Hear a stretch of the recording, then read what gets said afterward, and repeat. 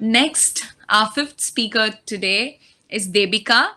Debika is a queer feminist social worker in Assam. So let's hear it from Debika.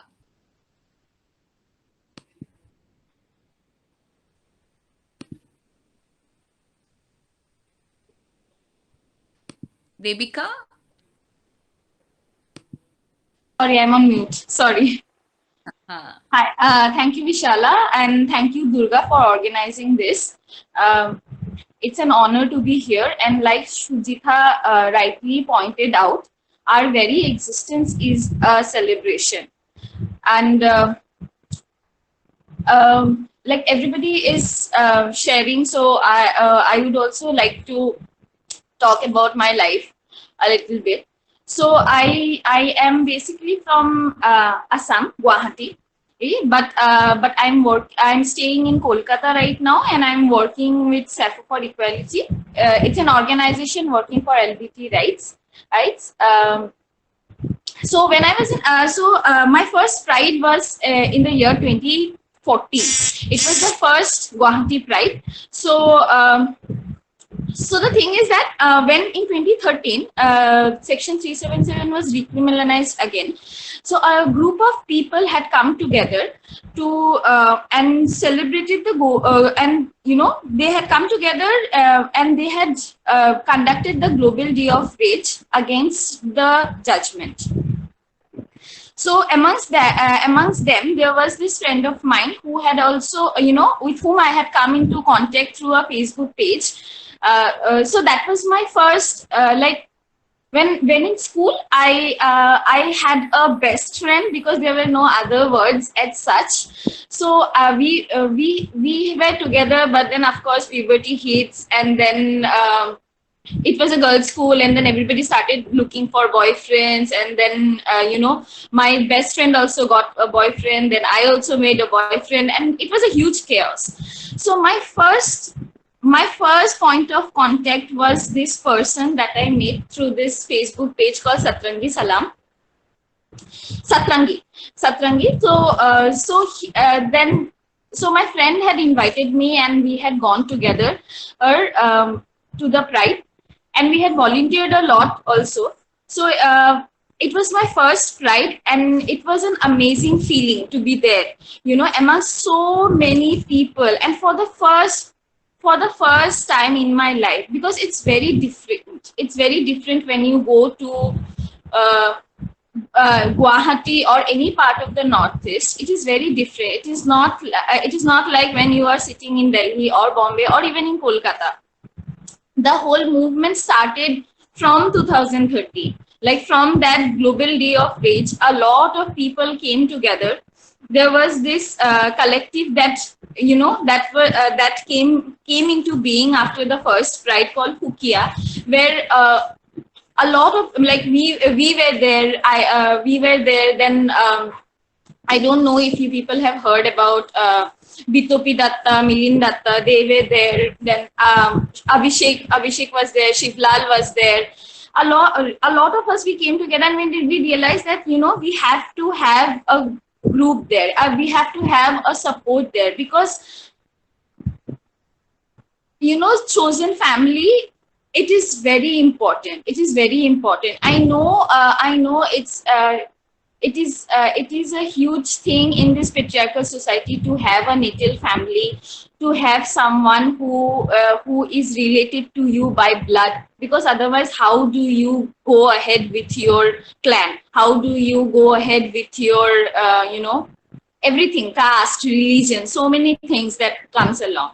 But for us, it is not the native. Of course, for a lot of people, maybe the natal family is very important, but then the chosen family, the kind of power, the kind of strength, the kind of empowerment that I have received personally from my chosen family, it's tremendous. It's tremendous. Like these people that I had met in 2014, they have they have been with me through thick and thin, through highs and lows.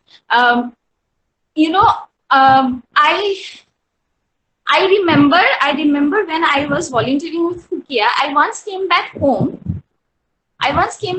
from a work, And my mother was like, and it was pretty late. It was pretty late. Like, at least by Guwahati standards, it was pretty late. So my mother was like, it's a good thing that you are doing. It's a good charity that you are doing.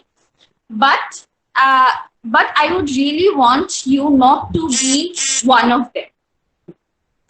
And at that point of time, I was like, okay, I was like, what does she mean by not being one of them? Why is she saying like this? And I did not know how to answer her back, or how to clarify to her, or whatever you say, or to answer, and nothing. I just knew nothing. I was like, okay. I did not say anything, nothing. I just came out of that conversation, and I just let it be.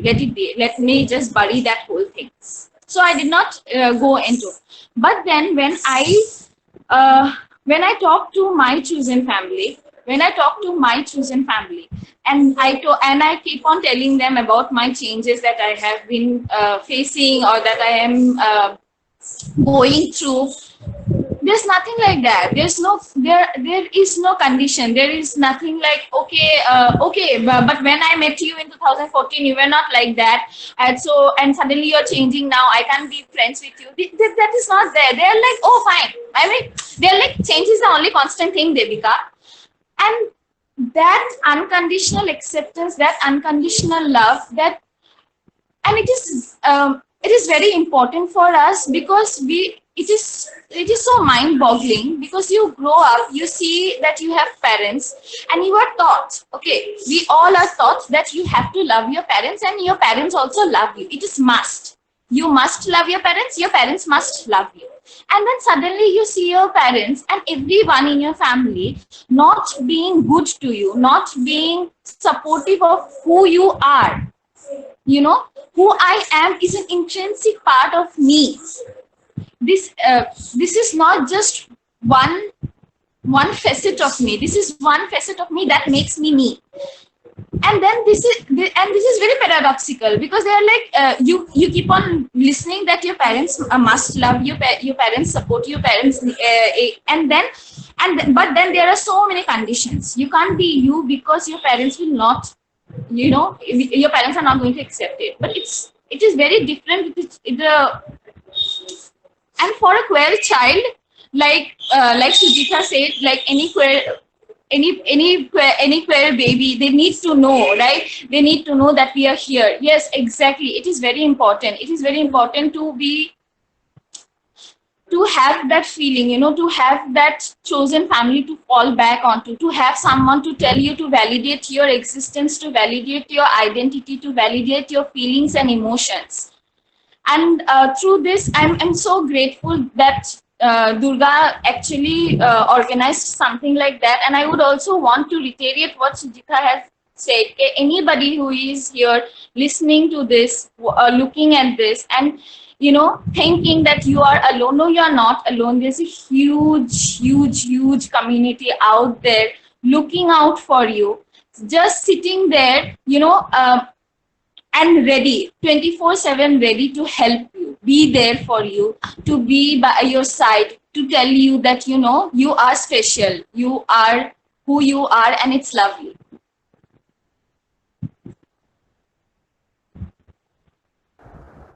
Also, I would also want to, when I talk about my chosen family, I think it is very important to talk about how and why this is, and why I think that's why the emergence of collectives is very important. The need of having collectives.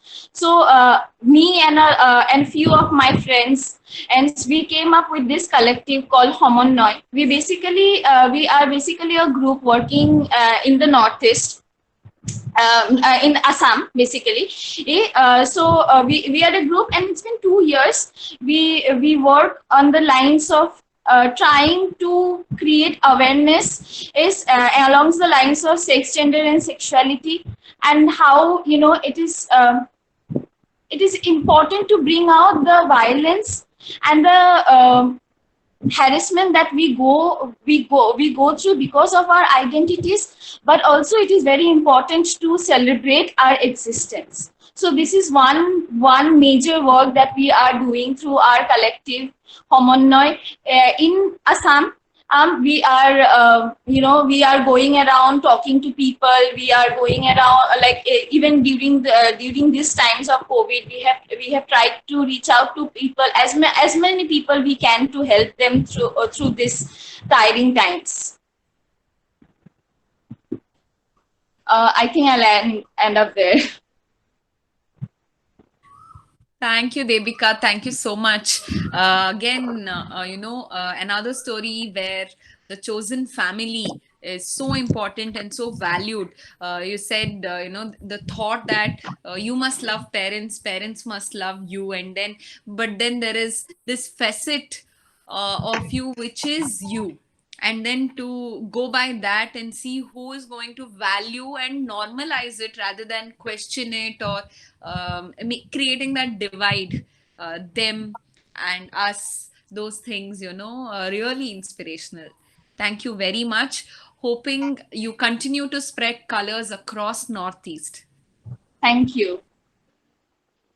Thank you so much.